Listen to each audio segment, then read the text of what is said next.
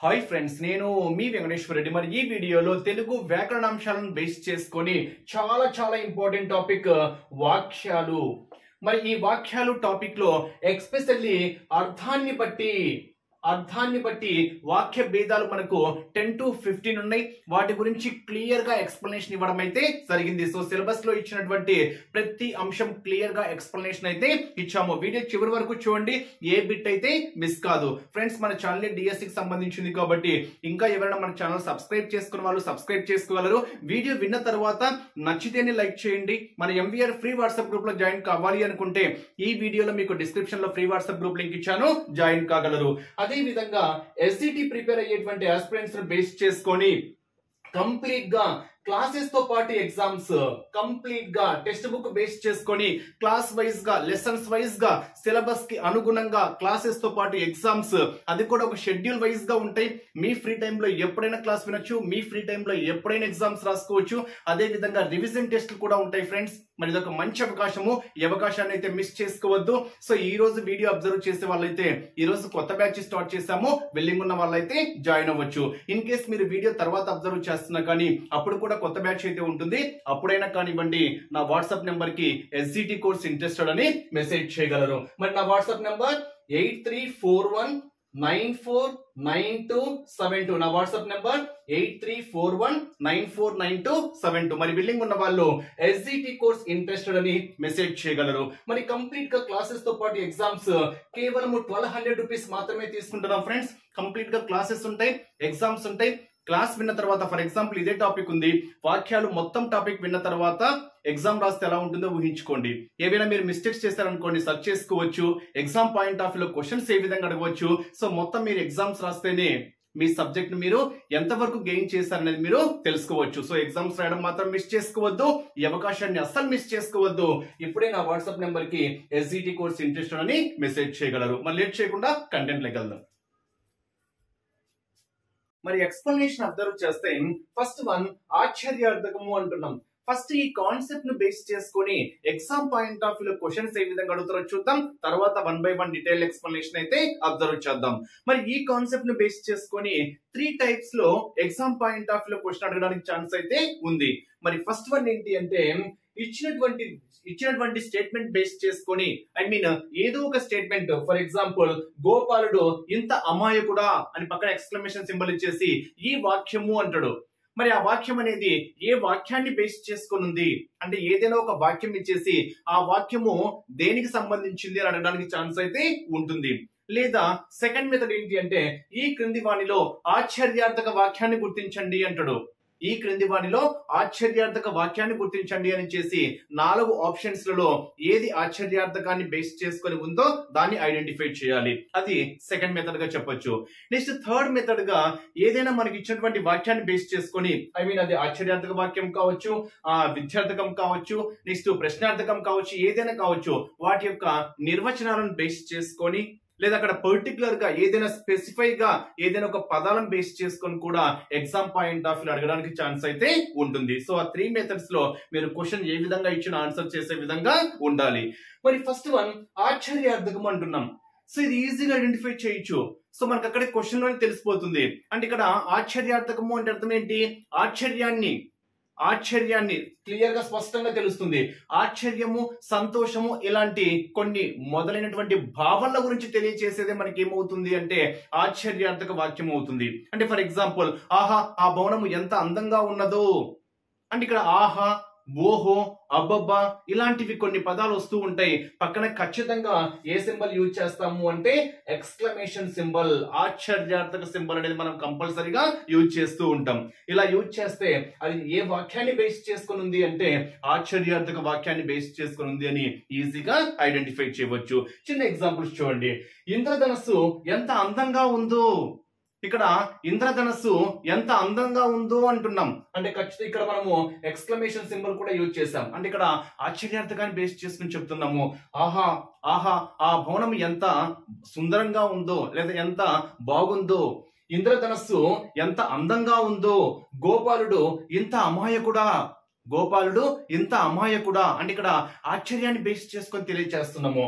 ఆహా తాజ్ మహల్ ఎంత బాగుందో, అబ్బా ఎంత వర్షం కురిచింది, ఓహో ఎంత మంచి అబ్బాయి ఎంత మంచి అమ్మాయి, అనిత వచ్చింది, ఆ అబ్బాయి వచ్చాడే, అంటే ఇలాంటివన్నీ ఆశ్చర్యార్థకాన్ని బేస్ చేసుకొని లేదా ఆనందాన్ని బేస్ చేసుకొని సంతోషాన్ని బేస్ చేసుకొని మనం ఆ భావాలను తెలియజేసేటువంటి వాక్యాలే మనకి ఏమవుతాయి అంటే ఆశ్చర్యార్థక వాక్యాలు. సో ఖచ్చితంగా అక్కడ యూజ్ చేయాల్సిన సింబల్ కూడా ఏంటి, ఆశ్చర్యార్థక సింబల్ కంపల్సరీగా యూజ్ చేయాలి. సో మీరు ఈజీగా ఐడెంటిఫై చేయవచ్చు. నెక్స్ట్ విధ్యర్థకం చాలా చాలా ఇంపార్టెంట్. మరి ఇక్కడ విధ్యర్థకము అంటే అర్థం ఏంటి, ఆజ్ఞ ప్రధానమైన వాక్యాలు, ఆజ్ఞ ప్రధానమైన వాక్యాలు. దీన్ని మనం ఇంకో విధంగా చెప్పాలి అంటే విధిని తెలియచేసే వాక్యాలే మనకి ఏమవుతాయంటే విధ్యర్థకం అంటాం. సో మీరు ఈజీగా చెప్పేయచ్చు. ఇక్కడ ఆశ్చర్యార్థకము అంటే మనకు తెలిసిందే, ఆశ్చర్యాన్ని బేస్ చేసుకొని చెప్పేటివి. ఇక్కడ విధ్యర్థకం అంటేనే మనకు హైలైట్ చేసుకోండి, విధ్యర్థకం అంటేనే మనకు ఆజ్ఞ అనేది హైలైట్ చేసుకోవాలి. విధ్యర్థకము అంటేనే ఆజ్ఞ ప్రధానంగా ఉండేది, అంటే విధిని తెలియచేసేది అని మనం ఇక్కడ హైలైట్ చేసుకుంటే చాలు. ఆ సెంటెన్స్ ఫార్మేషన్ లో మనకి ఏదైతే ఆజ్ఞను బేస్ చేసుకుని ఉందో అదే మనకి ఏమవుతుంది అంటే విధ్యర్థక వాక్యాన్ని బేస్ చేసుకుని మనం ఈజీగా చెప్పేయచ్చు. అంటే ఇక్కడ మీరు ఇక్కడ హైలైట్ చేసుకోవాల్సింది విధ్యర్థకం అంటేనే ఆజ్ఞ. ఓకేనా, విధ్యర్థకం అంటేనే ఆజ్ఞ ప్రధానంగా ఉండేది. ఇక్కడ ఎగ్జాంపుల్స్ చెప్తే మీకు ఈజీగా అర్థమవుతుంది. చూడండి, ఇక్కడే ఉండి చదువుకో అంటే ఆజ్ఞాస్తున్నాము, ఇక్కడే ఉండి చదువుకో ఆజ్ఞాపిస్తున్నాం అంటే తన యొక్క విధిని తెలియజేస్తుంది. అక్కడ అంటే ఇక్కడే ఉండి చదువుకో మనం ఆజ్ఞేశాం కాబట్టి అది మనకి ఏ వాక్యం బేస్ చేసుకుని ఉంది అని చెప్తున్నాము, విధ్యర్థకాన్ని బేస్ చేసుకుని ఉంది అంటున్నాం. అంటే విధ్యర్థకము అంటేనే మనకు ఆజ్ఞ అనేది మీరు ఇక్కడ హైలైట్ చేసుకుంటే చాలు అనమాట. ఇక్కడే ఉండి చదువుకో ఆజ్ఞాపించాం, మనము ఇక్కడే ఉండి చదువుకో అంటున్నాము. ఫర్ ఎగ్జాంపుల్ సత్యమే పలకాలి ఆజ్ఞేశాము, సత్యమే పలకాలి అని చెప్తున్నాము. సత్యమే పలకాలి అంటే ఇక్కడ ఆజ్ఞ చెప్తున్నాము. సో అబద్ధాలు ఆడద్దు, సత్యమే పలుకు అని చెప్తున్నాము. నెక్స్ట్ పని తొందరగా పూర్తి చేయాలి, పని తొందరగా పూర్తి చేయాలి అంటే ఇక్కడ మనము ఆజ్ఞాపిస్తున్నాము. అంటే ఏమని, పని తొందరగా పూర్తి చేయాలి, నీ హోంవర్క్ తొందరగా పూర్తి చేసుకో అంటే ఆజ్ఞాపించుతున్నాం. అంటే అక్కడ ఆజ్ఞను తెలియచేసేటువంటి వాక్యాలే మనకు ఏమవుతాయి అంటే విధ్యర్థక వాక్యాలను బేస్ చేసుకుని ఉన్నాయని మనం ఈజీగా ఐడెంటిఫై చేయొచ్చు. ఫర్ ఎగ్జాంపుల్, ఆ వస్తువు ఎక్కడి నుంచి తీసావో అక్కడే పెట్టు. సో ఒక వస్తువు తీసాము, సో ఆ వస్తువు ఎక్కడి నుంచి తీసామో అక్కడే పెట్టు అని చెప్తున్నాం, అంటే ఆజ్ఞాపిస్తున్నాం. ఆ వస్తువు ఎక్కడుందో అక్కడే పెట్టు.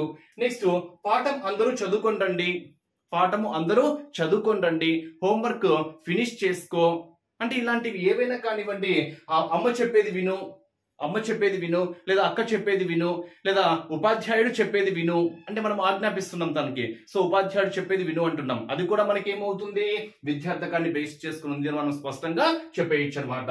నెక్స్ట్ ముఖం కడుక్కో, ఫర్ ఎగ్జాంపుల్ అన్నం తినేటప్పుడు చేతులు కడుక్కో ఆజ్ఞాపిస్తున్నాం, లేదా ముఖం కడుక్కో ఆజ్ఞాపిస్తున్నాం. అంటే ముఖం కడుక్కో లేదా అన్నం తినేటప్పుడు చేతులు కడుక్కో, అమ్మ చెప్పింది విను, ఈ వాక్యాలు కూడా మనకి ఏమవుతాయి అంటే విధ్యర్థక వాక్యం బేస్ చేసుకుని ఉన్నాయని మనం స్పష్టంగా చెప్పేయచ్చు అనమాట. ఇంకా పాఠం అందరూ చదువుకోండి, ఆ వస్తువు ఎక్కడి నుంచి తీసామో అక్కడే పెట్టు, పని తొందరగా పూర్తి చేయాలి, సత్యమే పలకాలి, ఇక్కడ ఉండి చదువుకో, ఇక్కడే ఉండి చదువుకో అంటే ఇక్కడ మనము ప్రతి వాక్యం అబ్జర్వ్ చేస్తే ఆజ్ఞను తెలియచేస్తుంది. చూడండి, క్లియర్ గా మనకు ఆజ్ఞ ప్రధానంగా ఉంది అని చెప్తున్నాం కాబట్టి ఈ వాక్యాలన్నీ మనకి ఏమవుతాయి విధ్యర్థక వాక్యాలు. నెక్స్ట్ వన్ అబ్జర్వ్ చేస్తే నిషేధార్థకము. మరి ఇక్కడ క్వశ్చన్ లోనే ఉంది, నిషేధిస్తున్నాము అంటే అర్థం ఏంటి, పని జరగకుండా చేస్తున్నాము. నిషేధము అంటే తెలుసు కదా మీకు, అక్కడక్కడ రాసింటారు నిషేధము అని. నిషేధము అంటే అర్థం ఏంటి, దాన్ని ఆపేస్తున్నాము అంటే పని జరగకుండా చేస్తున్నాము అని. అంటే పని జరగకుండా నిషేధించేటివి మనకేమవుతాయి అంటే నిషేధార్థక వాక్యాలు అవుతాయి. అంటే ఇక్కడ మనం అబ్జర్వ్ చేస్తే వద్దు, రావద్దు ఇలాంటి పదాలు వస్తూ ఉంటాయి అన్నమాట. కూడదు ఇలాంటి పదాలు మనకు అక్కడ వచ్చి చేరుతూ ఉంటాయి. ఫర్ ఎగ్జాంపుల్ డ్రైవింగ్ చేస్తూ ఫోన్ మాట్లాడవద్దు అంటాం, అంటే అక్కడ నిషేధిస్తున్నాం. డ్రైవింగ్ చేస్తూ ఫోన్ మాట్లాడవద్దు అంటే ఇక్కడ క్లియర్ గా నిషేధిస్తున్నాం. ఏమని నిషేధిస్తున్నాము, డ్రైవింగ్ చేస్తూ ఫోన్ అయితే మాట్లాడొద్దు అంటున్నాం. ఆ వాక్యం మనకి ఏమవుతుంది అంటే నిషేధార్థక వాక్యం అవుతుంది, నిషేధార్థక వాక్యము. నెక్స్ట్ హెల్మెట్ లేకుండా డ్రైవింగ్ చేయరాదు అంటాం. హెల్మెట్ లేకుండా డ్రైవింగ్ చేయరాదు. అక్కడ కూడా మేము నిషేధిస్తున్నాము. హెల్మెట్ లేకుంటే డ్రైవింగ్ చెయ్యొద్దు అని మనం అక్కడ నిషేధిస్తున్నాం. అది కూడా మనకి ఏమవుతుంది అంటే నిషేధార్థక వాక్యం అవుతుంది. అంటే హెల్మెట్ లేకుండా డ్రైవింగ్ చేయరాదు అంటే ఇలాంటివి ఏవైనా కానివ్వండి, డ్రైవింగ్ చేస్తూ ఫోన్ మాట్లాడవద్దు అంటే నిషేధాన్ని తెలియజేసేటువంటి వాక్యాలు మనకి ఏమవుతాయంటే నిషేధార్థక వాక్యాలు అవుతాయి. ఎగ్జాంపుల్ చూడండి, ఇక్కడ నా నీడ దగ్గరకు మీరు రావద్దు అంటున్నాం. అంటే నా నీడ దగ్గరకు మీరు రావద్దు అంటే రావద్దు అంటున్నాం అంటే అర్థం ఏంటి? నిషేధిస్తున్నాం క్లియర్ గా. అంటే మీరు రావద్దు అని చెప్తున్నాము.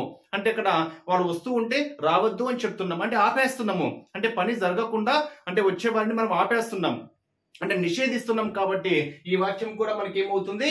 నిషేధార్థక వాక్యాన్ని బేస్ చేసుకుని ఉంది అని మనం స్పష్టంగా చెప్పేయచ్చు.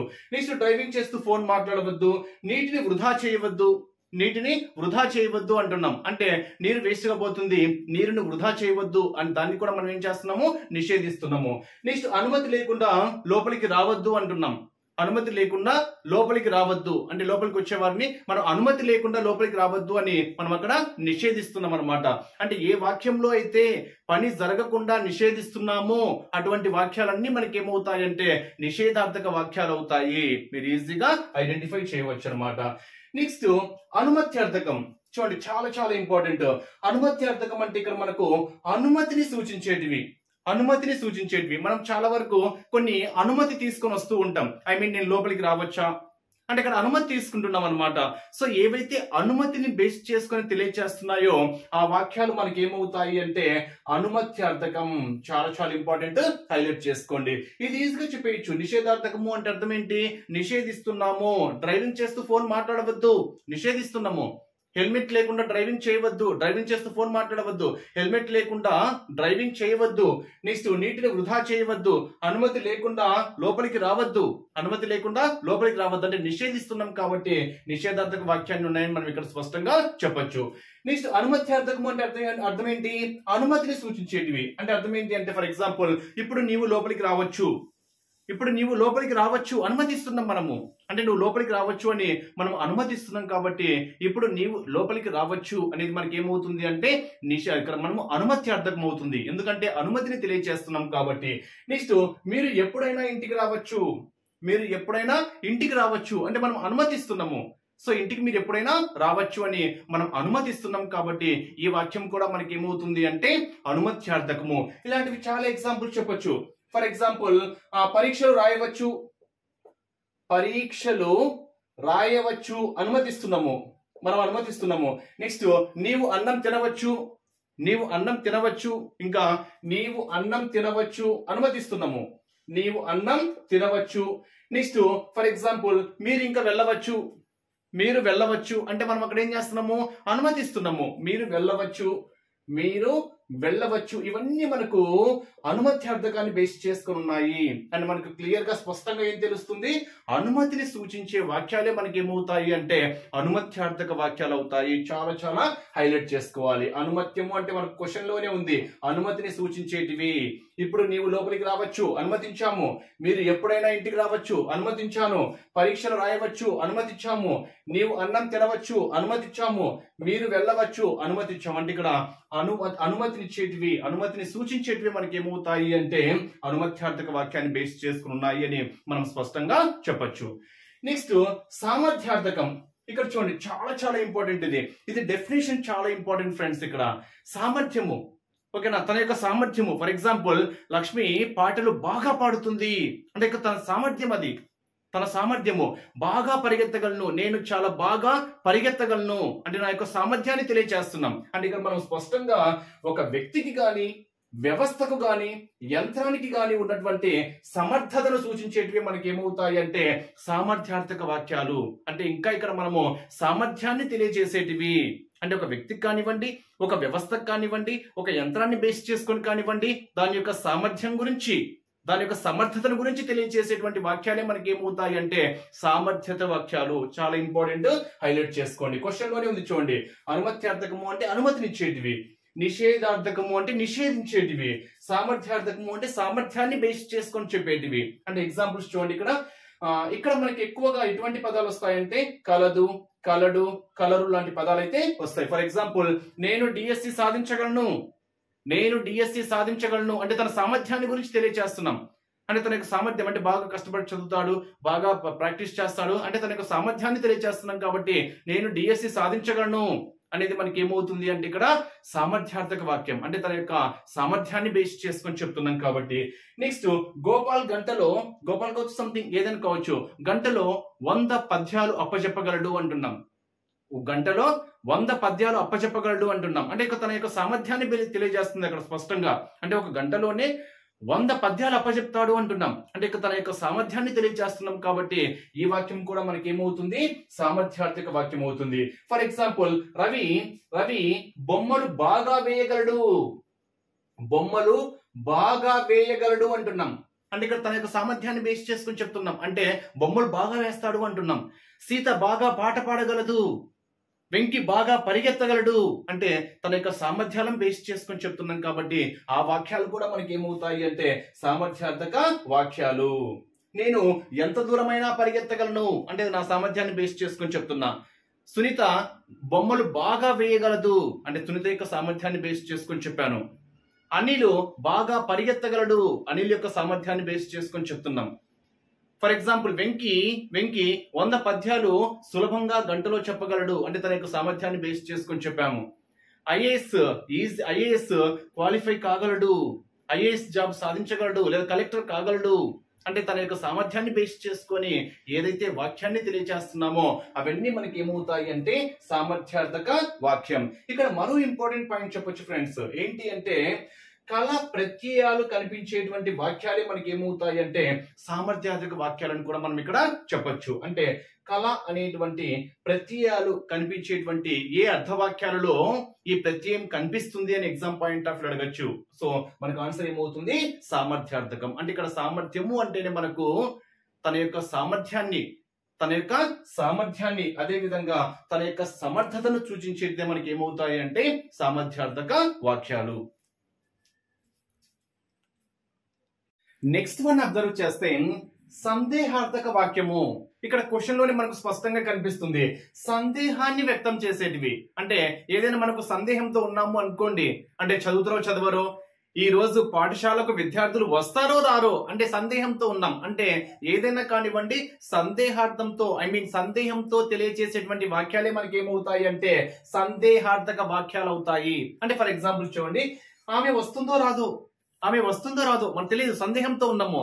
అతడు పరీక్ష పాస్ అవుతాడో లేడో, ఈ రోజు పాఠశాలకు విద్యార్థులు వస్తారో రారో అంటే సందేహంతో ఉండడం తెలియజేసేటువంటి వాక్యాలే మనకి ఏమవుతాయి అంటే సందేహార్థక వాక్యాలు. ఫర్ ఎగ్జాంపుల్ ఈ సంవత్సరం నోటిఫికేషన్ వస్తుందో రాదో, ఈ సంవత్సరము డిఎస్సి నోటిఫికేషన్ వస్తుందో రాదో, ఈ సంవత్సరం ఎండలు ఎలా ఉంటాయో, ఎండలు బాగా కాస్తాయో కాయవో, ఈ సంవత్సరం వర్షం పడుతుందో లేదో, ఈ సంవత్సరం నాకు పెళ్లి అవుతుందో లేదో అంటే ఏదైనా కానివ్వండి సందేహాన్ని తెలియజేసేటువంటి అంటే సందేహం ఉంటే ఆ వాక్యాలు మనకి ఏమవుతాయి అంటే సందేహార్థక వాక్యాలు. ఫర్ ఎగ్జాంపుల్ పాఠం వింటున్నారో లేదో, ఇప్పుడు క్లాస్ చెప్తున్నారు ఉపాధ్యాయుడు, పాఠం వింటున్నారో లేదో అక్కడ కూడా సందేహాన్ని వ్యక్తం చేశాడు. కాబట్టి ఆ వాక్యం కూడా మనకి ఏమవుతుంది అంటే సందేహార్థక వాక్యం. స్పష్టంగా అర్థమవుతుంది. అంటే ఈ సంవత్సరం నోటిఫికేషన్ వస్తుందో రాదో, ఈ సంవత్సరం నాకు పెళ్లి అవుతుందో లేదో, ఈ సంవత్సరం వర్షాలు బాగా పడతాయో లేదో, ఆమె పాఠం వింటుందో లేదో, ఈరోజు విద్యార్థులు పాఠశాలకు వస్తారో లేదో, ఇలాంటి సందేహాలు ఉంటే ఆ సందేహాలతో తెలియజేసేటువంటి వాక్యాలే మనకి ఏమవుతాయి అంటే సందేహార్థక వాక్యాలు. అంటే ఇక్కడ ఓ ఏమో అనేటువంటి ప్రత్యయాలు వచ్చి చేరుతాయి. సమ్ టైమ్స్ అడుగుతారు ఫ్రెండ్స్, ఓ ఏమో అనేటువంటి ప్రత్యయాలు వచ్చేది ఏ వాక్యంలో వస్తాయి అంటాడు. ఓ ఏమో అనేటువంటి ప్రత్యయాలు మనకు ఏ వాక్యంలో వస్తాయంటే సందేహార్థక వాక్యంలో వస్తాయనేటువంటి పాయింట్ కూడా మీరు ఇక్కడ హైలైట్ చేసుకోండి. నెక్స్ట్ ఆశీర్వాదక వాక్యం. మనకు స్పష్టంగా క్వశ్చన్ లోనే ఉన్నాయన్ని, మీరు ఆ ఎగ్జాంపుల్ ఐడెంటిఫై చేయడమే. ఆశీర్వాదక వాక్యం అంటే ఆశీర్వదించడం అంటే మీకు తెలుసు కదా, ఇంకా నీకు డిఎస్సి వచ్చుగాక, నీకు శుభం కలుగుగాక, దీర్ఘ సుమంగళీ భవ అంటే ఏవైనా ఆశీర్వాదాలతో అంటే ఆశీర్వదిస్తూ తెలియజేసేటువంటి వాక్యాలే మనకి ఏమవుతాయి అంటే ఆశీర్వాదక వాక్యాలు. సంతాన ప్రాప్తిరస్తు ఆశీర్వదిస్తున్నారు, సంతాన ప్రాప్తిరస్తు ఆశీర్వదిస్తున్నారు. నెక్స్ట్ నీకు డిఎస్సి వచ్చుగాక ఆశీర్వదిస్తున్నాము, నీవు నూరేళ్లు వర్ధిల్లు, నీవు నూరేళ్లు వర్ధిల్లు, శీఘ్రమేవ కళ్యాణ ప్రాప్తిరస్తు.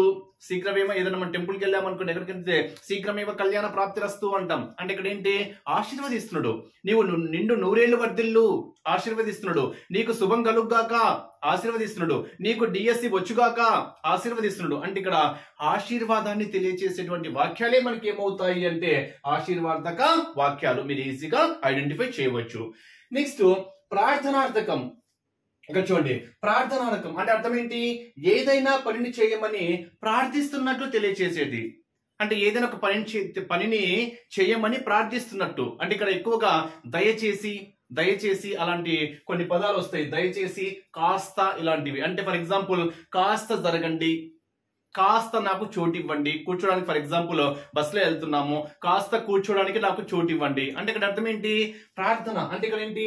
ప్రార్థిస్తున్నట్లు, అంటే ప్రార్థిస్తున్నట్లు. అంటే ఇక్కడ మనం రిక్వెస్ట్ పరంగా చెప్తాం కదా, అలా దయచేసి వెళ్ళండి, దయచేసి వెళ్ళండి, దయచేసి కాస్త పక్కకు వెళ్ళండి అంటాం కదా, అలా. అంటే ఇక్కడ దయచేసి పని చేయండి, దయచేసి పని చేయండి, లేదా దయచేసి పని ఇవ్వండి, దయచేసి పని ఇవ్వండి నాకు. అంటే ఇక్కడ ప్రార్థనార్థక వాక్యం అంటాం. అంటే ప్రార్థిస్తున్నట్లు తెలియజేస్తున్నాం కాబట్టి ఆ వాక్యం మనకి ఏమవుతుంది అంటే ప్రార్థనార్థక వాక్యం. అంటే ఇక్కడ ఎగ్జాంపుల్ చూడండి, దయచేసి కాపాడు, దయచేసి కాపాడు.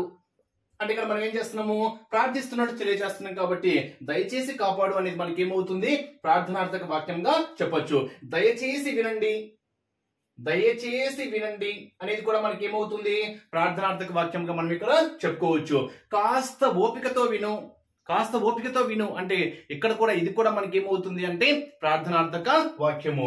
దయచేసి సెలవివ్వండి, దయచేసి సెలవివ్వండి, కాస్త జరగండి, దయచేసి పని ఇవ్వండి. అంటే ఇక్కడ ఎక్కువగా దయచేసి, కాస్త అనేటువంటి పదాలు వచ్చి చేరేటివి మనకి ఏమవుతాయి అంటే ప్రార్థనార్థక వాక్యంగా మనం ఇక్కడ చెప్పుకోవచ్చు.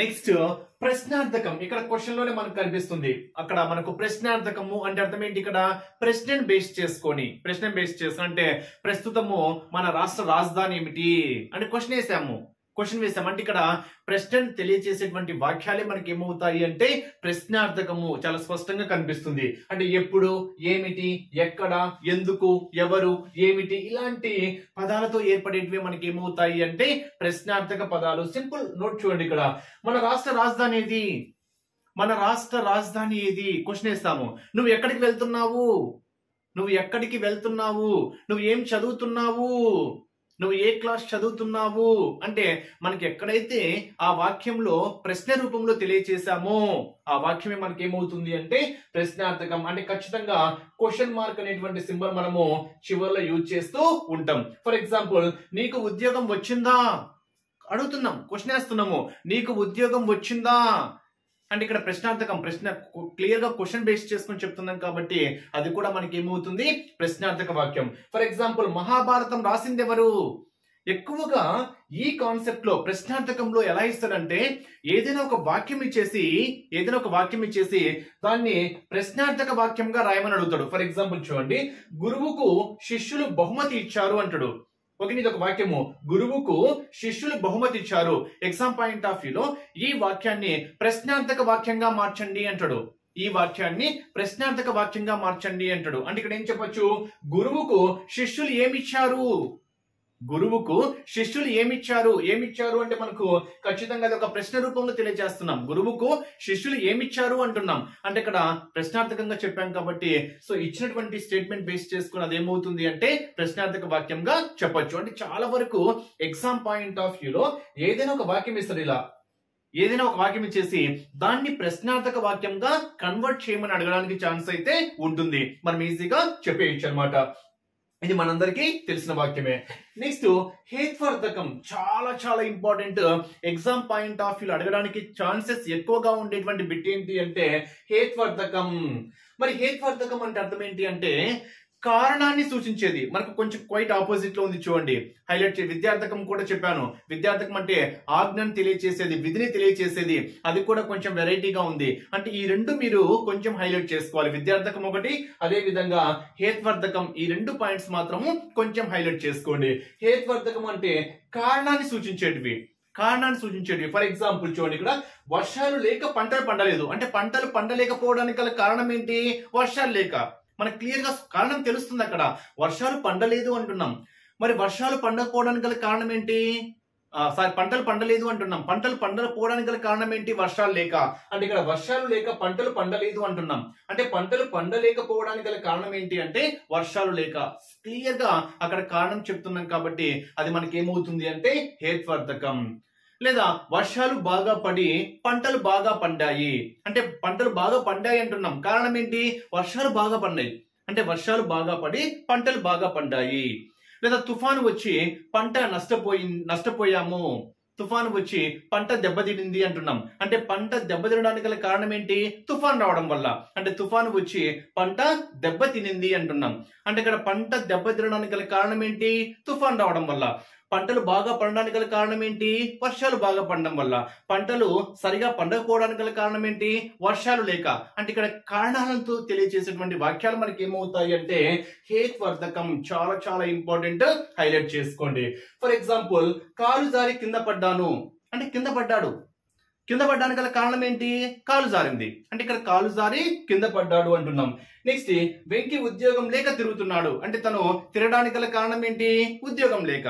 అంటే ఉద్యోగం లేక తిరుగుతున్నాడు అంటున్నాం. అంటే ఇవన్నీ కారణం క్లియర్ గా మనకు కనిపిస్తుంది. పంటలు పండలేదు అంటున్నాం, ఎందుకు? వర్షాలు లేక. కింద పడ్డాడు అంటున్నాం, ఎందుకు? కాలు జారింది కాబట్టి కారణము. తిరుగుతున్నాడు అంటున్నాం, ఎందుకు? ఉద్యోగం లేక. అంటే కారణాలు తెలియచేసేటివి మనకి ఏమవుతాయి అంటే హేత్వార్థక వాక్యాలు. చాలా చాలా ఇంపార్టెంట్, హైలైట్ చేసుకోండి. ఇక్కడ వచ్చేటువంటి ప్రత్యయాలు కూడా మనకి ఏమవుతుంది అంటే అక అనేటువంటి ప్రత్యయాలు కూడా కొన్ని వాక్యాలు వస్తాయి. ఆ వాక్యాలు కూడా మనకి ఏమవుతాయి అంటే హేత్వార్థకం. అక అనేటువంటి ప్రత్యయం అనేటువంటి పాయింట్ కూడా మీరు ఇక్కడ హైలైట్ చేసుకోండి. చాలా చాలా ఇంపార్టెంట్. హేత్వార్థకము అంటేనే కారణము అనేది హైలైట్ చేసుకోండి అని చెప్తున్నా. నెక్స్ట్, ప్రేరణార్థకం అంటే ప్రేరణ. సో ప్రేరణ అంటే అర్థం ఏంటి? ఫర్ ఎగ్జాంపుల్ అంటే ఒకరికి ఇంకొకరి ప్రేరణ అంటే ఇక్కడ మనము సపోర్ట్ అన్నమాట. అంటే ఇక్కడ ప్రేరణ కల్పిస్తూ ఉన్నాము అంటాం. అంటే ఫర్ ఎగ్జాంపుల్, పని చేసింది ఒకరు, చేయించేది ఒకరు. పని చేసేది ఒకరు, చేయించేది ఒకరు. అంటే ఒకరి ప్రేరణ వల్ల ఇంకొకరు పని చేయడము. లేదా నా వల్ల సురేష్కి ఉద్యోగం వచ్చింది అంటున్నాం. నా వల్ల సురేష్కి ఉద్యోగం వచ్చింది అంటే ఇక్కడ చేయించింది ఒకరు, చేసింది ఒకరు. అంటే సురేష్ కు ఉద్యోగం వచ్చింది అంటున్నాం, తను చేశాడు. చేయించింది ఎవరు? నేను అంటున్నాం. అంటే నా వల్ల సురేష్ కు ఉద్యోగం వచ్చింది అంటే ఇక్కడ ప్రేరణ వల్ల. అంటే నా ప్రేరణ వల్ల అంటే ఒకరి వల్ల మరొకరు అక్కడ లబ్ధి పొందారు. అంటే ఒకరి వల్ల మరొకరికి వస్తుంది అంటున్నాం. కాబట్టి ఇక్కడ ఈ వాక్యంలో ఉండేటువంటి ఈ వాక్యం మనం ఏం చెప్తాము అంటే ప్రేరణార్థక వాక్యంగా మనం ఇక్కడ చెప్పుకోవచ్చు. ఎగ్జాంపుల్ చూడండి, వెంకీ నా చేత పాట పాడించాడు. వెంకీ నా చేత పాట పాడించాడు అంటే ఒకరి వల్ల మరొకరు. అంటే వెంకీ నా చేత పాటించాడు అంటే నా చేత పాట పాడించింది ఎవరు? వెంకీ అంటున్నాం. అంటే చేయించింది ఒకరు, చేసేది ఒకరు అనమాట. ఈ వాక్యాలలో మనకు ప్రేరణార్థక వాక్యంగా మనం ఇక్కడ చెప్పుకోవచ్చు. అంటే నా చేత వెంకీ పాట పాడించాడు, సో వెంకీ వల్ల నేను గెలుపొందాను, నా విజయానికి కారణము అంటే సురేష్ వల్ల నేను ఉద్యోగం సాధించాను. నెక్స్ట్, అమ్మ నా చేత చదివించింది, అమ్మ నా చేత చదివించింది, సురేష్ వల్ల గోపాలకు ఉద్యోగం వచ్చింది, ఆ పని నేను చేయించాను, వెంకీ నా చేత పాట పాడించాడు. అంటే ఇక్కడ మనకు ప్రేరణ అంటే ఏం చెప్తున్నాము? పని చేసింది ఒకరు, చేయించింది ఒకరు. ఆ సందర్భాన్ని బేస్ చేసుకొని ఆ వాక్యాన్ని మనం ఏం చెప్తాము అంటే ప్రేరణార్థక వాక్యంగా మనం ఇక్కడ చెప్పుకోవచ్చు. నెక్స్ట్ మనం అబ్జర్వ్ చేస్తే సంభావనార్థకం.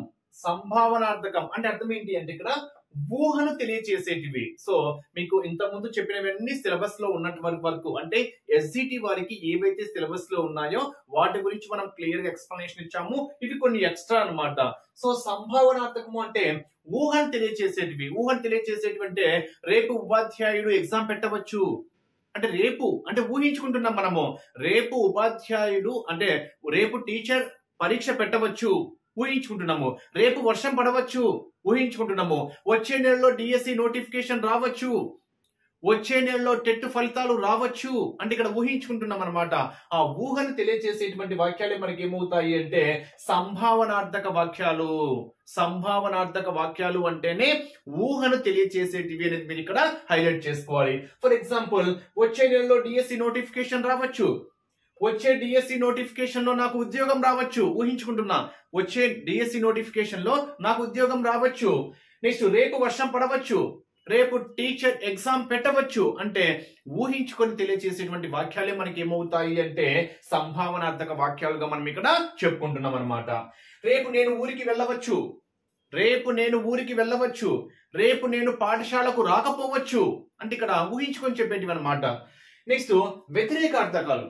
ఇక్కడ వ్యతిరేకార్థకాలు మనం ఈజీగా చెప్పేయచ్చు. అంటే క్వశ్చన్ వేసుకొని ఏదైనా ఒక సెంటెన్స్ తీసుకొని దానికి వ్యతిరేకంగా చెప్పేది అనమాట.